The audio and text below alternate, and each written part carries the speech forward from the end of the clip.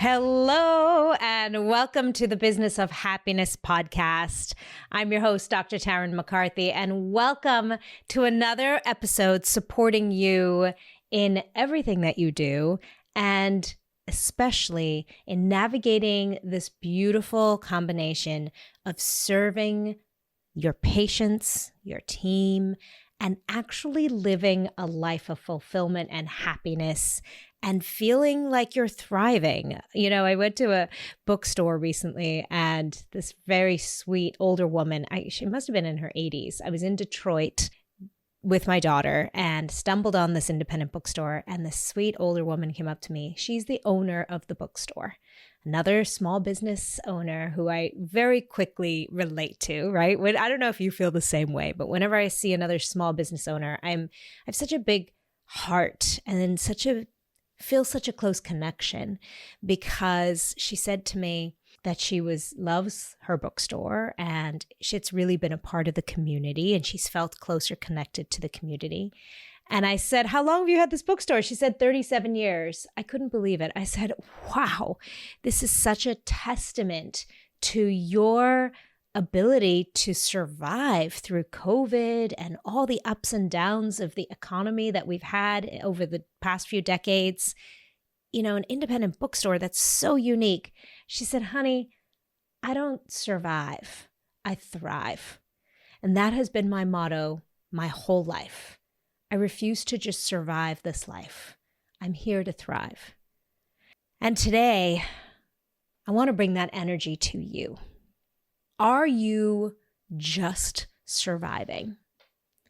And what if you started looking at life as an opportunity, not just to keep your head above water, but as an opportunity to thrive? What needs to change in your life in order to thrive? You are doing amazing things in this world. You are healing people. You are taking children out of pain. You are giving people a reason to smile. You are many times allowing people to sleep better. You're taking them to a place of being able to talk and eat. I mean, this is really foundational components of service to humanity. And you have an opportunity to live life to its fullest, and it's all in your hands. Today's episode, I want to talk to you about being ready for change, for a decision, for action, and making that radical decision to thrive. And in order to thrive, we very often have to take very specific action. Very specific, intentional action. Maybe it's starting something, or maybe it's selling something, or maybe it's ending something, or maybe it's choosing a new direction. But that moment of decision is exactly where I want to start with today. Because being ready is not a feeling, it is a decision. Hear me again. Being ready is not a feeling. It is a decision. When I bought my first ortho practice, I was not ready. There is no world where I was ready. I knew I wasn't ready. And getting up every morning saying, I'm going to do this when I feel ready, is exactly how we perpetuate settling for something less than our dreams.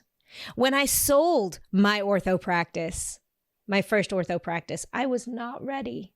I was not ready. But it was a decision, and I made it.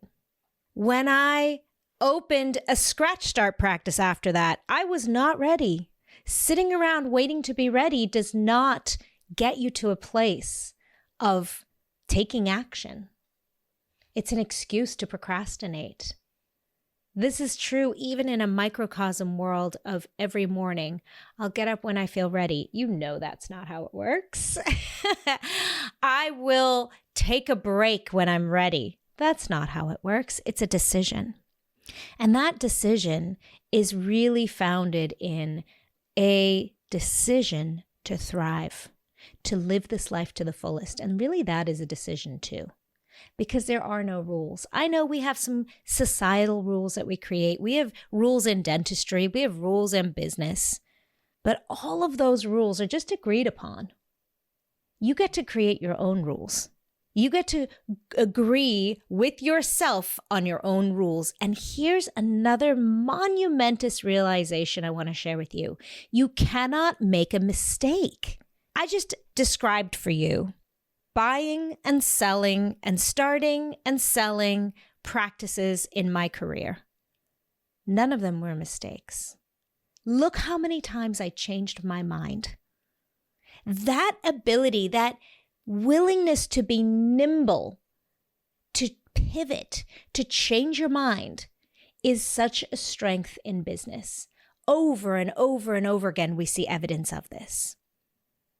I'll never forget the story I heard about a bottle brush company who for decades, it was a family business, decades made bottle brushes, brushes that clean bottles. And they prided themselves on the quality of their bottle brushes. And what happened? Of course, different parts of the world were able to make it much cheaper. Their clients were able to purchase the bottle brushes at a much lower rate and in bulk and get them much faster. So they were threatened to be put out of business.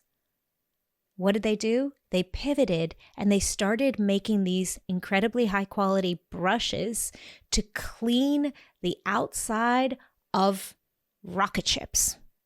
Crazy. They noticed at the time, and I don't remember the details of this, but I do remember hearing about this on NPR. This family-owned business that had been handed down generation after generation after generation recognized we cannot compete with China. We cannot compete with the lower cost of production. So where are we going to take this high-end product and use it in a place that really values and requires skill and expertise of cleaning supplies? And they found it in making rocket ships. And then the business took off. Imagine those guys sitting around the table saying, hey, are we ready to do this? When do we feel ready? When is our bank account going to be ready? When are we going to feel ready in the morning? And this is a really interesting component of our decision-making process, is this idea of feeling ready. Very often, we emotionally bypass and we think, you know what, this isn't so bad. I don't need to make this big change. And that is exactly where we bypass our emotions when we're not honest with ourselves about our emotions. That's what emotional bypassing is. It's when we try to convince ourselves, it's not that bad. It's why we stay in relationships that are abusive for too long, because we keep telling ourselves, well, at least he doesn't do this to me. It's why we stay in businesses or jobs or career paths. Well, at least it's not that bad. I could have it much worse. That, my friend, is emotional bypassing. And emotional bypassing lends itself to this idea of, I'm not quite ready. But bypassing the way you feel is enormously destructive, not just to your progress, your evolution, your growth, but it's very destructive to your self-esteem. It's very destructive to your mental and emotional well-being because it doesn't allow you to be seen and it invalidates your emotions. It's also very, very harmful to your health, your physical health. I know that you can imagine or remember experiences in your life where you were pushing down an emotion. You were resisting feeling it. I want you to imagine pushing down an inflated balloon, trying to force it down into the water. And every time you push down, it wants to pop back up. Pushing down an emotion does the same thing. When we try to bypass or suppress an emotion, it's when it's least appropriate that that balloon flies out. We know people like this who will fly off the handle at their kids, at their team, just out of nowhere. That is what emotional bypassing does. It stunts, it represses, And that emotion never gets allowed to fully resolve. And by putting off taking action, because telling yourself, I'll do it when I feel ready. Remember, ready is not a feeling. There's no feeling of ready. Courageousness is a feeling. Excitement is a feeling. Fear is a feeling. Anger is a feeling. Sadness is a feeling. Love is a feeling. But ready is not a feeling. It is a decision. Another way that we avoid this taking action is by spiritual bypass. Now, what's that? Spiritual bypass is when we say to ourselves something like, I'll wait till the stars align, or I'll wait till I get a sign. Oh my gosh, that's the one I hear all the time. When the universe sends me a sign, then I'll know I'm ready. Then I'll know it's the right time. Or let me just go to gratitude. This is another spiritual bypass example. Let me just go to gratitude. If I can change the way I feel about my situation, then I'll never need to take the action, because I'll just be living in so much gratitude for what I have and the situation that I'm in that I never need to actually make a change. That is a really good example of spiritual bypassing. Once again, avoiding paying attention to what your heart is calling for. And this is where this idea of thriving comes from. Whenever we're bypassing, whether it be spiritual or emotional, or just avoiding listening to ourselves, we are moving back into the simply surviving zone. Thriving really speaks to feeling alive, feeling excited, living life to its fullest, experiencing emotions to their fullest. That is thriving. Thriving does not mean being happy all the time either, by the way. Thriving means fully experiencing all the emotions. This past weekend, I sent my son off to college. We flew him down to Texas. This young man who over the past 17 years went way too quickly. I cannot believe he's starting college. He's now officially left my home. It was enormously emotional. I was having all the mama feels. He's not the kid who's going to be texting me all week and telling me about his orientation week. I'm not going to hear from him for weeks, and I'm giving him that space. Thriving for me in this season of my life means fully allowing all the feelings. It means giving myself permission to cry and miss him and love him and feel all the excitement of this new chapter for himself. Thriving for me means allowing myself to feel it all and not emotionally bypassing. Am I ready for him to leave? No, I am not. Listen, you can hear the emotion starting. Am I ready for my son to leave? For me to not have him in my home? No. The emotion of ready, it is not a feeling that I'm going to wait for. It is a decision. And I launched my son this weekend, and I can feel sad. I can feel scared. It does not mean that I am not taking action. It does not mean that I don't set him free and give him his autonomy, give him his space, because believe me, that is what he's asking for. It's so funny that I was talking about this, the bottle brush story about that business that pivoted, the agility that allowed that business to stay thriving by choosing to work on a rocket ship, because my husband has talked about my son Leaf as a rocket ship over the past year.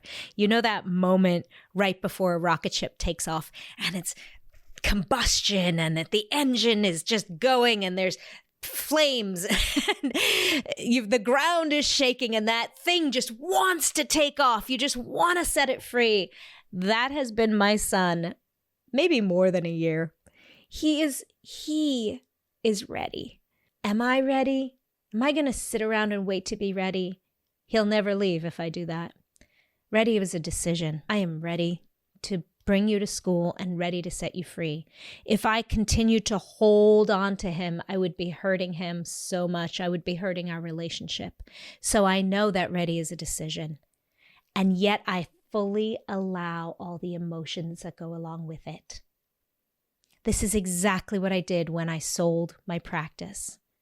Most recently, I've sold several times, but most recently when I sold my practice, that was truly thriving. That was truly at the height of its excellence and success, that I loved going every day. And there was this moment where I realized, okay, my coaching career has really taken off. I have to make a choice. Was I ready to step away from clinical orthodontics? Did I feel ready? No, it was a decision. Did it break my heart? Yes. And I allowed myself to feel it, because that is a part of taking action. An incredibly important one is not allowing yourself to emotionally bypass. Let me not feel this. Not allowing yourself to spiritually bypass. Let me just tell myself everything's going to be okay and avoid the feeling. Giving yourself permission to feel it all is what allows ready action, intentional action. And that, my friend, is thriving. That is thriving. Because the more you feed yourself permission to feel it all, the more you remind your brain, you give yourself evidence, I can do anything. Even feel the feelings that are uncomfortable. Even process the emotions that come up when I take action, even though I quote unquote don't feel ready. Ready is not a feeling. It is a decision. It is a decision. So in this episode, maybe you've heard this episode for a reason. Maybe there's been something that you have been, dragging your heels with. Maybe there's been a whisper in you that's been whispering for a long time to take action. Maybe you've even noticed how you've been feeling like, I'm just treading water, just trying to keep my head above water. I'm just in survival here.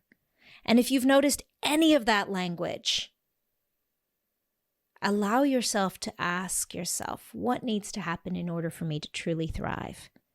Because this is your one wild and precious life. You deserve to thrive. And when you thrive, that's when energetically the people around you benefit. When I walked into that bookstore in Detroit, I stayed there for an hour and a half. I didn't have a book to buy. I did end up buying a book because I wanted to remember this experience, and I found a phenomenal book, but I just wanted to be in the energy of that space. You should have felt the people coming in, the conversations, the interesting conversations, the interesting banter, the interesting diversity of people that walked in. I could have stayed there all day. Energetically, you felt thriving. You felt it in everybody who was attracted. And the same thing happens in dentistry. When you're thriving, guess what? You attract that same type of patient. You attract that same team member. Your office thrives energetically based on the leadership that you bring. So let me ask you this question. Is your leadership survival or is your leadership thriving? You always get to choose. And remember, you never will be ready. You'll never feel ready because ready is not a feeling. Ready is a decision. And you are so much more capable than you give yourself credit for. If anything, remember this. When you feel good, and I'm talking thriving good, that is when you do good. That is when you do great in this world. Bye-bye. Thank you for listening to the Business of Happiness podcast. If this episode brought you new perspective and value, I invite you to subscribe so that you catch all upcoming episodes and leave us a review. And if you know of a friend or colleague who could benefit from this perspective, share this episode with them and empower their day. For more information about the Business of Happiness and the Radical Happiness for Practitioners course, find me on www.thebizofhappiness.com. See you there.